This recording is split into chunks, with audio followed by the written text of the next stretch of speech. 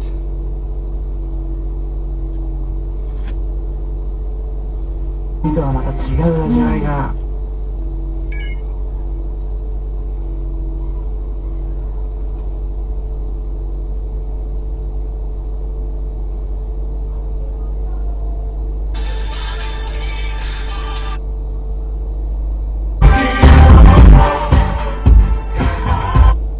And that's when it got ugly. Many of the colder countries were what you used to call the first world.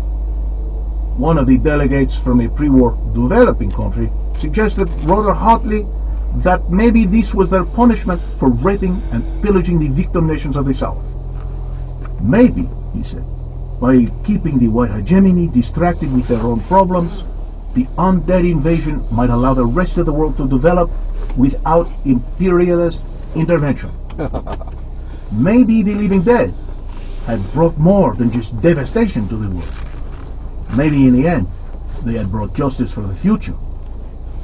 Now, my people have little love for the northern gringos, and my family suffered enough under Pinochet to make their animosity personal. But there comes a point when private emotions must give way to objective facts. How could there be a white hegemony when the most dynamic pre-war economies were China and India, and the largest wartime economy was unquestionably Cuba? How could you call the colder countries a northern issue when so many people were just barely surviving in the Himalayas or the Andes of my own Chile? This man and those who agreed with him weren't talking about justice for the future. They just wanted revenge for the past. After all we'd been through, we still couldn't take our heads from out of our asses or our hands from round each other's throats. The room fell into anarchy, almost came to blows.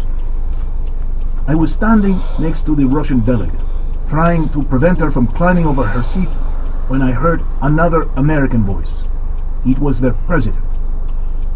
The man didn't shout, didn't try to restore order. He just kept talking in a calm, firm tone that I don't think any world leader has since been able to duplicate.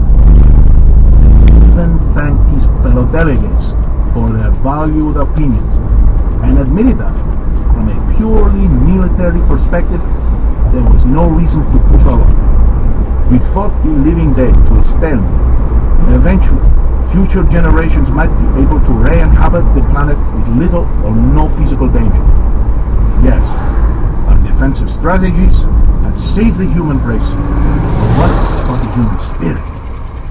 The living dead had taken more from us than land and loved ones. They'd robbed us of our confidence as the planet's dominant life form. We were a shaken, broken species, driven to the edge of extinction and grateful only for a tomorrow with perhaps a little less suffering than today.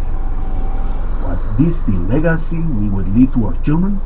A level of anxiety and self-doubt not seen since our simian ancestors towered in the tallest trees. What kind of world would they rebuild? Would they rebuild at all? Would they continue to progress knowing that they had been powerless to reclaim their future? And what if that future saw another rise of the enemy? Would our descendants rise to meet them in battle, or simply crumple in meek surrender and accept what they believe to be their inevitable extinction? For this reason alone, we had to reclaim our planet. We had to prove to ourselves that we could do it, and leave that proof as this war's greatest monument. The long, hard road back to humanity, or the regressive ennui of Earth's once proud primates. That was the choice, and it had to be made now. So typically Norte Americano, reaching for the stars with their asses still stuck in